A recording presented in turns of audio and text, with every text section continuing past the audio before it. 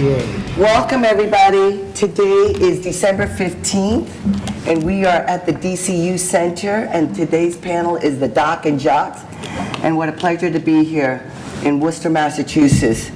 Well, welcome everybody. I want to welcome to my left Bob Lobel and on my right my Jocks, Riley Cote and Viondy. And I'm going to take this as an opportunity since we're such a small crowd. This is about learning, and the three words I use are educate, embrace, and empower. And I practice in Natick, Massachusetts at Uplifting Health and Wellness, and the model of my practice is called Total Healthcare THC.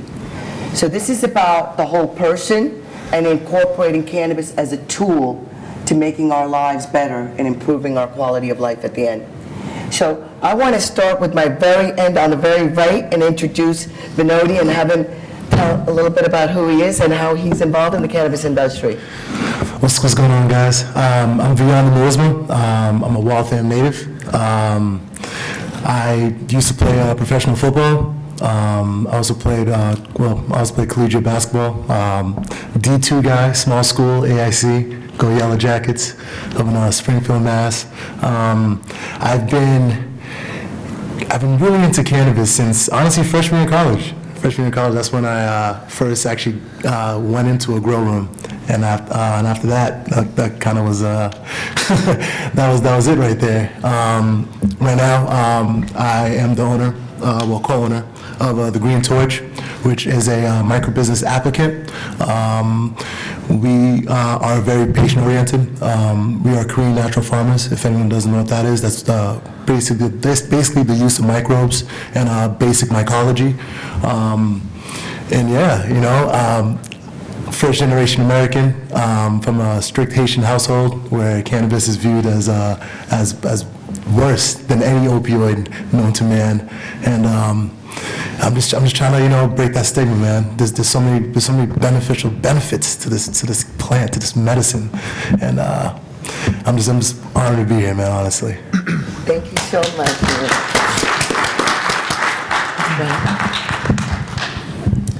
Hi guys, my name is Riley Cote. I'm from Winnipeg, Manitoba, right in the middle of Canada.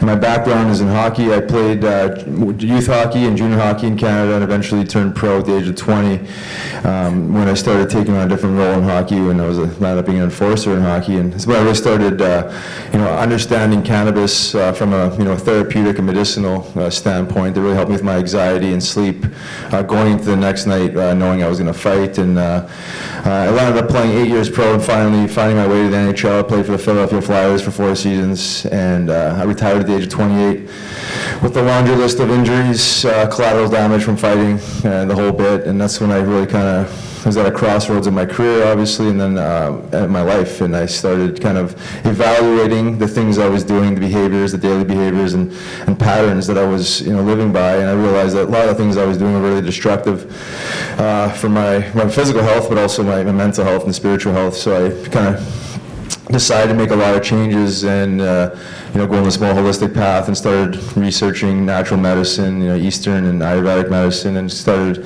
transitioning from whey proteins, animal-based proteins, to plant-based proteins, specifically hemp, the hemp seed protein, and really got into it from a nutritional standpoint. Again, from the digestibility of it and omega-3 fatty acids, the whole bit. I was really accustomed to the fitness regimen, but not so much the wellness regimen.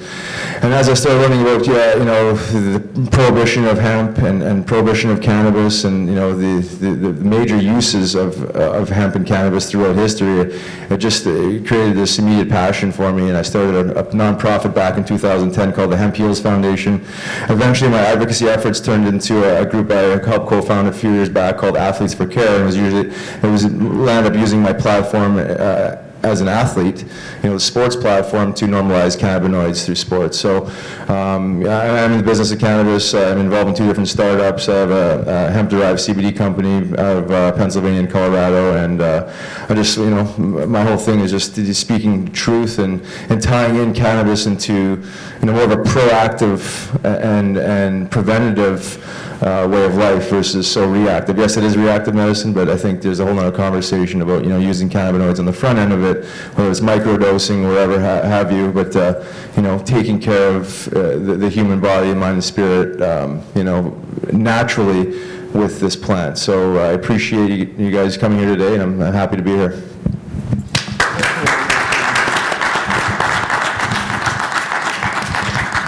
Thank you. I'm either a jock or a doc, so I'm just happy to be here. I've been on with Riley before, we've been on other panels before, and I'm glad to have V here as well. So they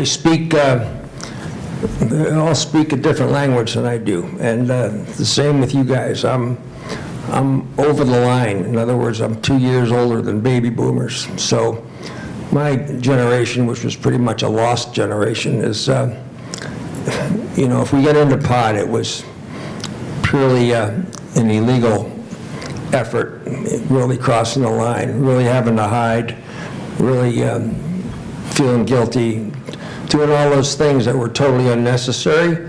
Now that we're finding out, and a couple of years ago, I guess I made the mistake of speaking out for the positive use of medical marijuana, and the tag stuck, so I have not been able to get out from under that umbrella.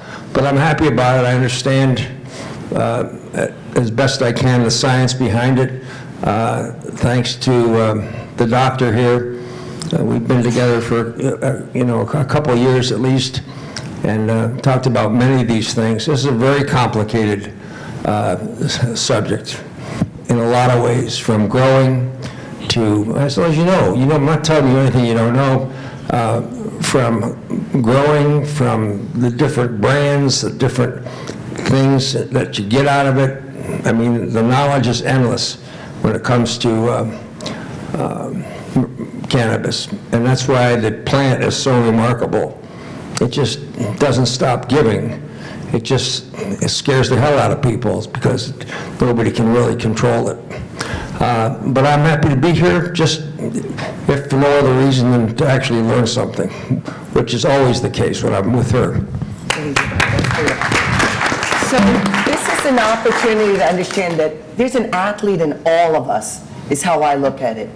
And what I've learned is that most doctors know little to nothing about it, and there's a lot of stigma, and that's one of my missions. Is I want to change the stigma regarding cannabis and for the world to know about the endocannabinoid system. Is there anybody here, does everybody here know about the endocannabinoid system? Is there anybody that doesn't know about it? Raise your hand, because I'm still learning about it. Wonderful. So most doctors, I think about 15% or less of the medical schools even teach it. But it's a system that's been around for 600 million years, and it has evolved from a sea squirt to what we have in humans today. And what we learn is that nobody has ever died from a cannabis overdose. And that was my curiosity. Why has nobody died? Aren't you all curious? Well, most doctors are not, I think, because there's been 0 deaths, and meanwhile, we've lost over 72,000 people from an opioid epidemic right now. And every one of us here has been impacted by it in some way, shape, or form. So the endocannabinoid system, just as the word says, means that endo, meaning within, and we see this word endo also when we talk about the endocrine system, the thyroid gland, your parathyroid, your ovaries, your testes, your adrenal. These are all endocrine glands. And what we learn about the endocannabinoid system is that we identified CB1, which is a receptor in the brain, and CB2, which is a receptor in the immune system. But these receptors are throughout our body. And that's why cannabis, cannabinoids that are in cannabis work for so many different ailments. As a physician, we take the body apart. When you got a heart issue, you go to the cardiologist. When you got a GI issue, you go to the GI doctor, reproductive, and so on and so on. For the first time, I'm able to take care of the patient as a whole, total health care. And what we're understanding is that cannabinoids The plant has over 400 different cannabinoid chemicals in it. It has over 140 different cannabinoids that have been identified. THC, they like to call it as the psychoactive cannabinoid. I like to refer to it as the intoxicating cannabinoid. And CBD, instead of calling it non-psychoactive, I like to call it non-intoxicating. Because if it calms you down and relaxes you and puts you to sleep, it's got some psychoactive component to it. But what we've learned is that a deficiency of these cannabinoids can lead to diseases as well. I wanted to have you guys talk a little bit about, as being athletes, how you've learned about the endocannabinoid system and how it works now.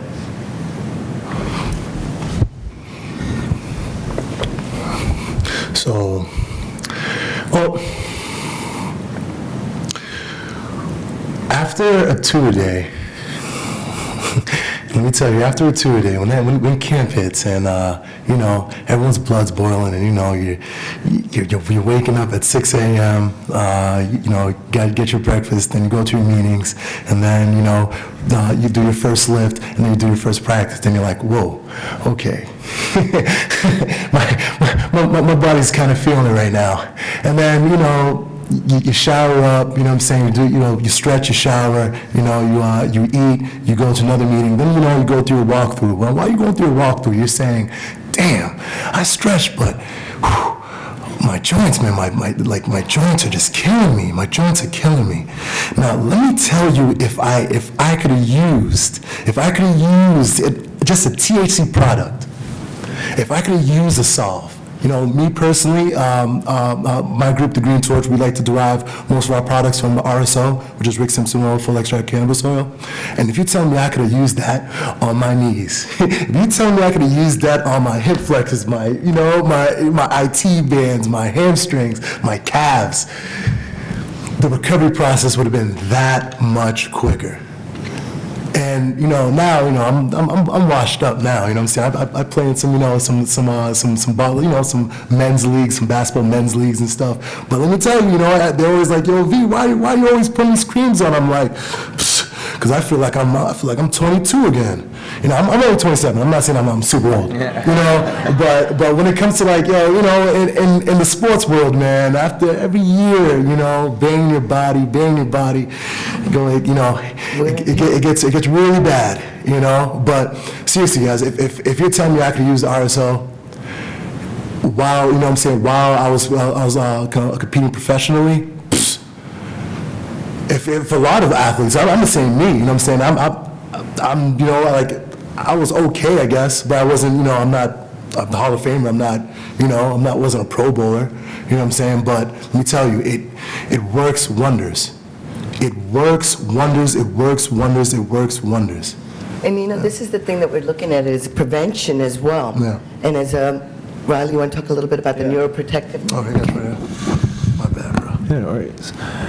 Yeah, I look at, you know, without getting into the science of the endocannabinoid system, I just look at it from the standpoint of inflammation. And, you know, when we wear our bodies out, whether it's disease state or just basic recovery, it's inflammation. So, you know, these cannabinoids are anti-inflammatory. I think that's the biggest, you know, the biggest property and the most well-known property of cannabis is the anti-inflammatory property. So whether you're dealing with inflammation in your knee, back, shoulder, or head, which, you know, there's a U.S. patent on cannabinoids as neuroprotectants, you know, it makes you wonder, you know, how many guys we could have saved, you know, with the alcohol and the opioid crisis that we're facing. You know, I think we've all played with guys, we've all known guys that have got swallowed up in the destructive nature of these substances, but guys and all people self-medicate, and typically they self-medicate with legal, you know, legal substance, and that again is alcohol, it's opioids,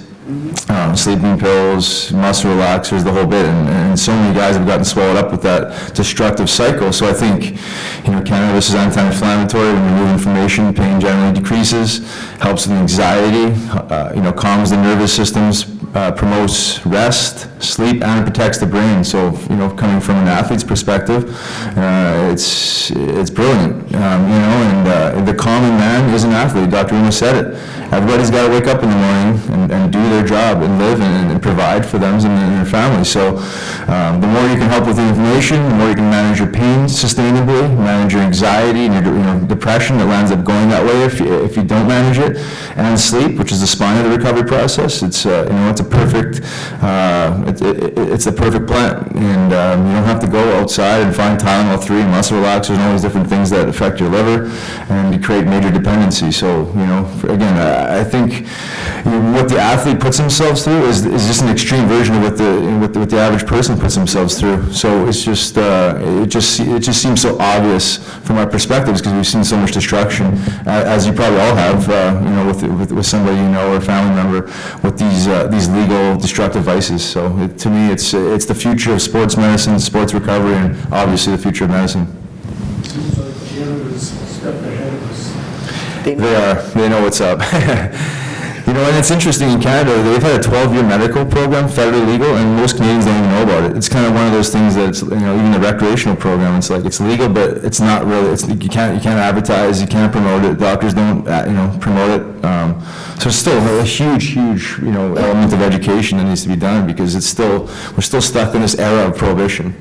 In this country, people don't know, in 1975, Robert Randall was the first patient that was enrolled in the investigational new drug program, and there's 2 surviving people that are still getting crappy weed from the government, and it's still part of the program, and they shut the program down in 1999 when they had an influx of all the applicants coming in for the HIV patients. So a lot of people don't know. So there's 3 facts I do want everybody to know: that nobody's died, because in order for somebody to die, you have to die from a cardiac arrest, which means that your heart stops beating, or respiratory depression where you can't breathe.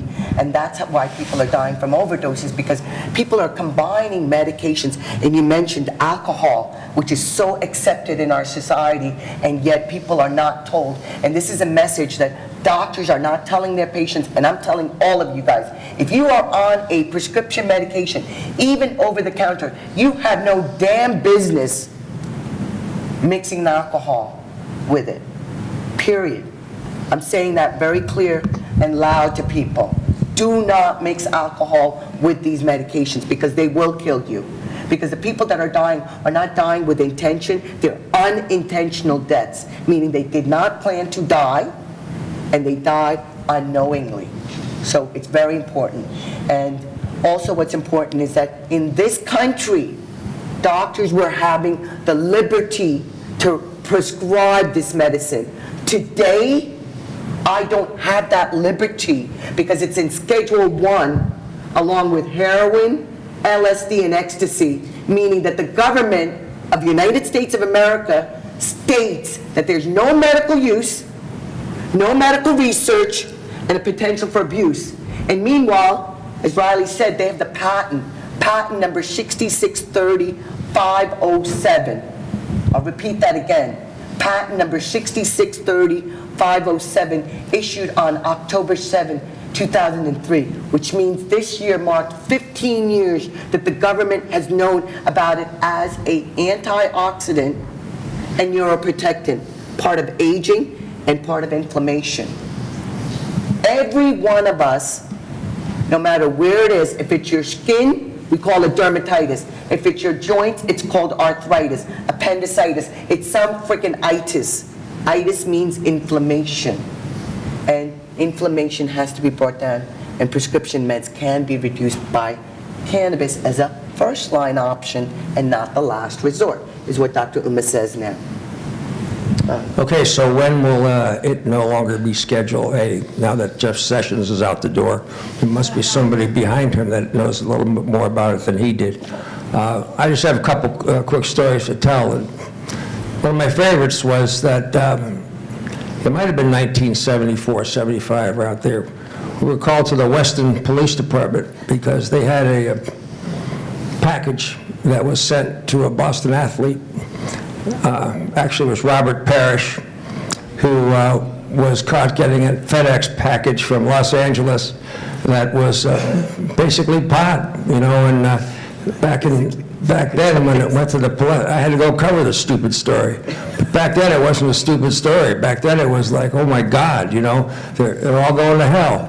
And it was a revelation to me, even though I had a chance to hang around them at practices and games, that how many athletes were users back then. And I'm not talking about marijuana, I'm talking about real Schedule A drugs. There just was it was a wild time. And there was a fair amount of suffering, but on the other hand, it was pretty open. But the Parrish story always was, you know, and he still gets, you know, kidded about that, but it was one of those things. And we've come so far down the road that we can actually look back and laugh at it and say, you know, why did we act like that? Well, that's who we were. We were all kind of afraid of what we didn't know.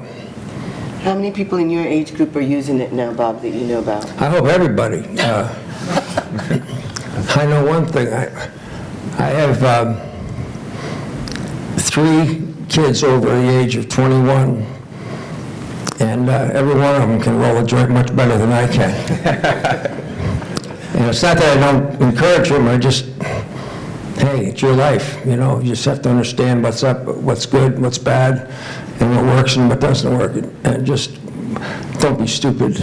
I think that's one of the real things. It's like anything else, you know, if you get too much medication, the same thing, you can be really stupid. So you're still in control of your body, but this is a good thing, and sooner or later people will reschedule it, and it'll become... Deschedule, Yeah. D, not re. And, It doesn't belong on any schedule. And it'll become a much more natural thing. I mean, we're certainly in the process. And now that we've got 5, how many stores open now, 5 or 6? We've got 47 medical, and I think there's going to be 5. But now they're open, now that they've just opened 4 more. Well, you're going to get to the point in Oregon where there's one on every corner, basically. You just, no big deal. I was talking, of course, in this business, you get to drop names because that's all you do is talk to names. So I was doing an interview with Drew Bledsoe about it 6 months ago, and he's from Washington, and where it's been legal forever. Nobody knows where Washington is, so nobody goes there except the people that grew up there. Bledsoe's got a winery there, and I just happened to ask him the last question. And I was really reluctant to ask him, even 6 months ago, reluctant to ask him. I said, look, we just passed a recreational law that it's going to be okay here. Well, what was the effect in Washington? He said, nobody cares. You know, the stores are open. It's just ho-hum. It's just part of life. And you know what? It'll get that way here soon. I can just kind of feel it moving in. With stores opening, it's been the Cannabis Control Commission. Okay, they had their hands full the first day in Leominster or wherever that was, but it doesn't matter. It's all sorted out now, and it's good. Everybody seems to be under control, but it was an uphill struggle for sure, because so many people didn't understand what was necessary. But when you think about growing it, and packaging it, and measuring it, and coming up with a test for the state police. They need a test. It's not like alcohol. It's not like 0.2. If you get caught, you're high. There's no way to test how high you are. I mean, it's got to be, science has got to come up with a test other than eyesight to help control it. And as I'm a medical review officer too, and I want to see drug testing stopped for THC nationwide. They need to stop testing for THC, because because it is still federally illegal, people are still losing their jobs, because federally, there's 2 types of drug tests, federal or non-federal. And depending on the job, if they can test you, all of those things hold. But the crazy part is, if I have a patient, a donor as they consider it, that tests positive for benzos or amphetamines like Adderall, and they have a prescription, we call that as a negative to the employer right now, because it's not in Schedule 1. So things have to change. The other thing that's also important is that right now, I'm looking at this, we have data now. I've been saying cannabis is not an entrance drug, it's an exit drug from pharmaceuticals and narcotics. And we actually did a pilot study with 30 patients that we followed, and we've been able to show, and we're going to hopefully get it published. So keep a lookout. So no more telling me that we don't have no freaking evidence of it anymore. Data is out. Anybody did anybody stand in line the first day at those stores in Leominster, or you did? Actually, I showed my card and I asked the police officer how to get to the weed. That was so weird. And then borough parking right in front. I didn't do it the first day though. I think the second day. I just drove by. I just drove by first. Huh? I just drove by Lester on my way here, and there was a line around the building. Really? With, The first day, you know what, I'm standing there the first day, and I'm looking at all these pictures on television, and I'm saying to myself, who are these people? And where did they come from? And what were they doing before today? It's like, you know, where was the line yesterday?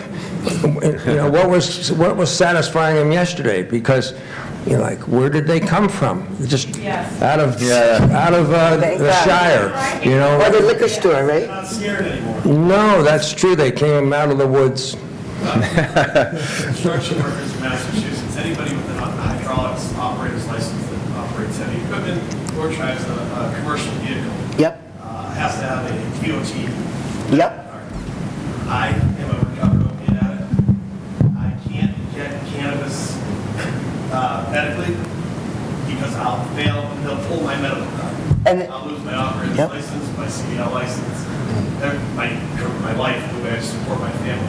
They prefer me to be back on opioids Bingo. than fucking cannabis. Thank you. There's nothing. It's got to change. And this is where, you know, you guys have to fight for this. And again, we need to clarify what deschedule means, folks, not rescheduling it. Work De- hurt me, caused me to be an addict, not because I was an addict anyway. I'd say this, you know, this whole, It's unbelievable. it can't do it all. I would, in defense of those people in power, you know, you can't do it all at once. You know, you're opening up stores, you're opening, you know, making it legal, but you're right, those are serious issues that really need to be addressed. Just a kid failed a preliminary drug test yesterday for a employment screen. And for marijuana. Well, you know, it never leaves your system, pretty much, basically. One, And he's 19. He doesn't know that you failed this drug test it's a federal test. I have to resubmit you, and all that stuff. And so it's Massachusetts how to figure it out. The nation. Federal government got on board. For the normal man, it doesn't change.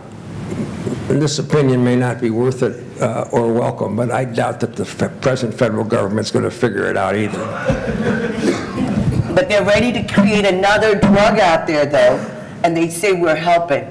You know, my patients don't get covered to come see me. My patients don't get covered for their cannabis, but they will be covered for their opioids, like you said, and those will be paid to them for $0. Our veterans are dying right now from PTS, from suicide. And same thing with the CTE, the athletes. Yep. Questions? Yeah, I'm wondering, can you speak to THC, being all diabetic?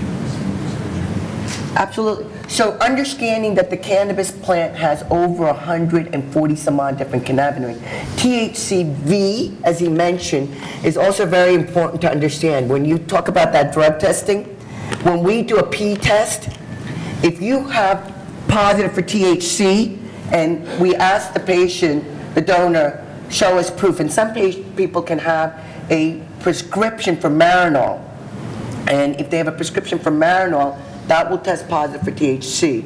But if you've smoked the plant or consumed the plant in any way and we test for THCV, it will be positive. So that's what they're looking for, just FYI.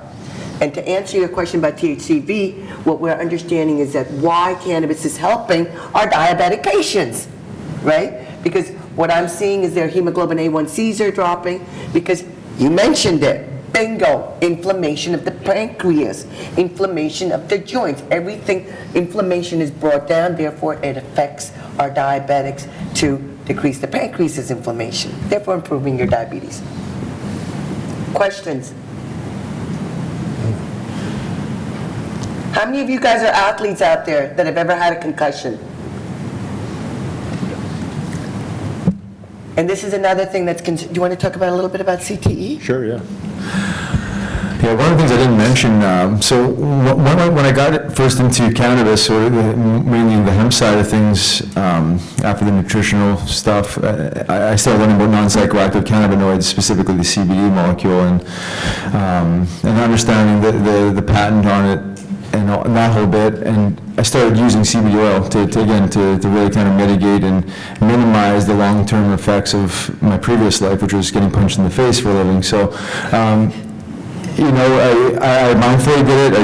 I still use it. It's been 4 years that I've been using CBD oil on a daily basis, and I mean, I know it's an anecdotal story, but I mean, it's completely changed my life. I mean, it's just put my brain into a different level of focus and clarity, and just mental health is just transformed. Obviously, there's other things that I've done along with it, but there's a huge problem with concussions, first of all, and then evolving into TBI, and then I think the CTE issue is. Well, I think it's complicated, right? I mean, I don't think the CTE is only because of the head injury itself. I think there's obviously other variables that come into play. I mean, you see a lot of guys with CTE that have a lot of substance abuse problems, a lot of alcohol, a lot of pharmaceutical drugs. So obviously the brain injury is the brain injury, but I think we have to be honest with the other things that go along with it, and the lifestyle and how they impact the brain injury. And then the mental health decreases, and then they drink more, and they take more pills, and then mental health decreases, and then they're suicidal. And it's kind of chicken and the egg. A lot of these guys had substance abuse problems before they had their head injury, and then accumulation of them. So again, cannabis is a tool. It's nothing more than that. It can be used the right way. It can be used the wrong way, like a hammer. You can be hitting the nail or hitting yourself in the head with it. But the beauty of cannabis is, even if you overconsume it or abused it, you're going to wake up tomorrow morning, and you're going to wake up tomorrow morning feeling a lot better, I can assure you that. So I think there is an understanding of how cannabis affects the brain and how it affects each individual separately, and understanding how it interacts with other substances that people that either they use mindfully or mindlessly, that they don't see or they don't believe affects the outcome of their life. So I think that the conversation is somewhat complicated, but cannabis, again, is a tool, and if it's done the right way in conjunction with other things that promote wellness, it's a beautiful thing. Do you have anything else to add?